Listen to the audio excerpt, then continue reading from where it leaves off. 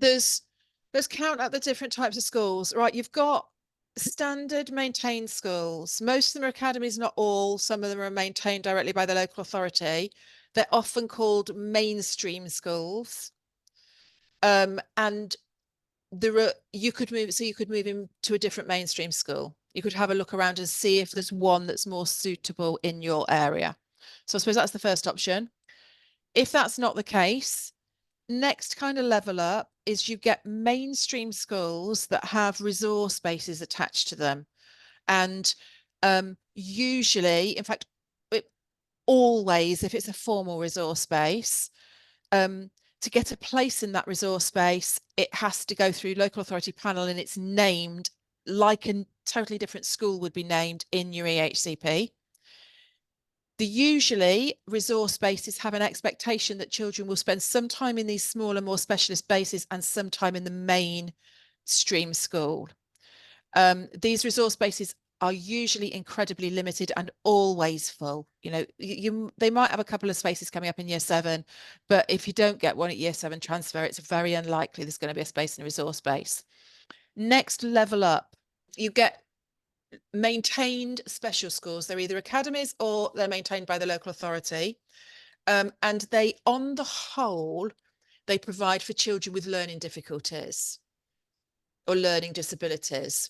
So if your child has average cognitive abilities and needs to be accessing a GCSE curriculum, usually those schools are not suitable for them.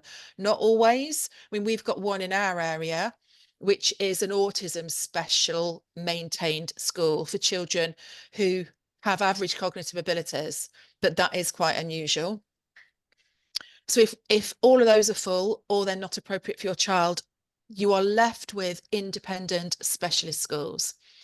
There are lots of independent specialist schools. You will usually be able to find space in independent specialist schools. They're probably the only schools that will have spaces. And they are incredibly expensive. I'm talking 80,000 plus a year. And that's why they've got spaces, because local authorities are loathed to name them at that price. If you want an independent specialist school, you will almost certainly have to go to tribunal, because tribunals take a year. Local authorities know this. And let's face it, if you knew you could say yes tomorrow and start paying £80,000 tomorrow, or you could say no and make someone wait a year to go to tribunal and save yourself £80,000, you'd be tempted to do it, wouldn't you? So those are the different types of schools. And kind of the who they cater for and the realistic options. But Sarah, what I know you've done a blog and you've got another one coming out soon, haven't you? On that's all well and good. How practically, how do you actually, in that situation, how do you find the right school? I was having a conversation actually with a parent this morning, who's really struggling to find the right match of a school.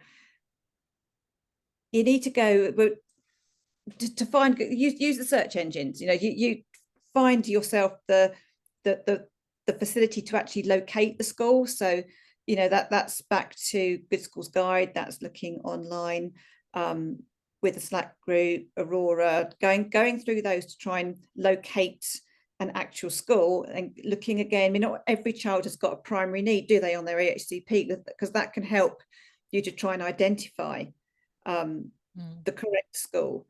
Yeah, and also distance. Often as parents, we're thinking about schools 1 or 2 miles away. Unfortunately, as a special needs parent looking at a non-mainstream school, you're going to have to widen that geography. You are going to have to think, you are going to have to realistically search a radius of 20 miles. So that gives you 40 miles diameter across. And I know that sounds ridiculous, but it's the reality of the situation.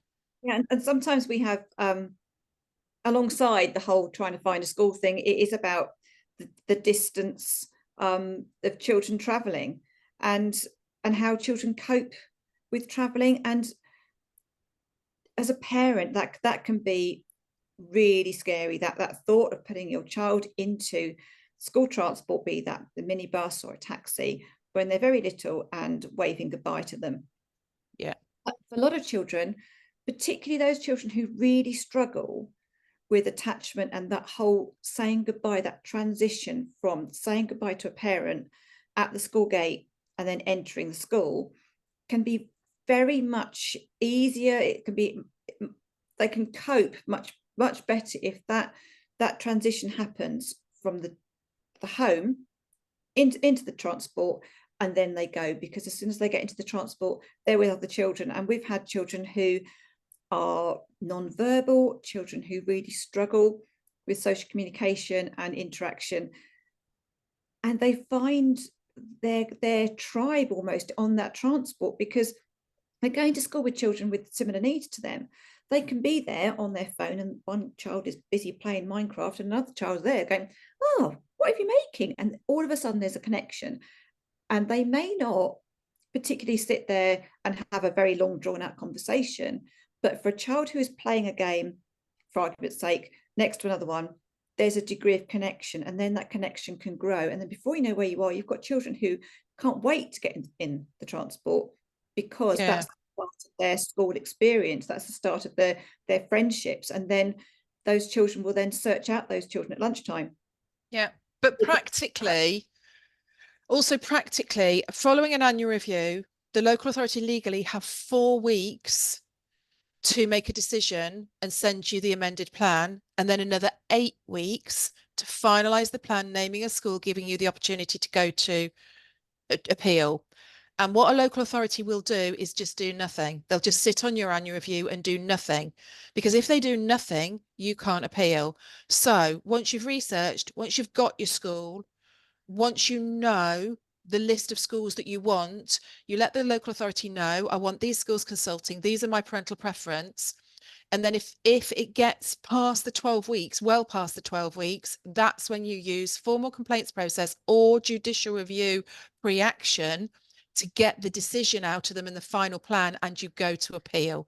Especially if it's independent special. If you give them a list of independent specials, they will just sit and do nothing, because you can't go to appeal until you get that final plan. So they will just stall it and stall it and stall it. So you've got to make them finalise, knowing that you're not going to be happy with the school named. They'll probably finalise naming the current school that can't meet needs, but they'll only do that if you force them to. The minute they do that, you put in your appeal.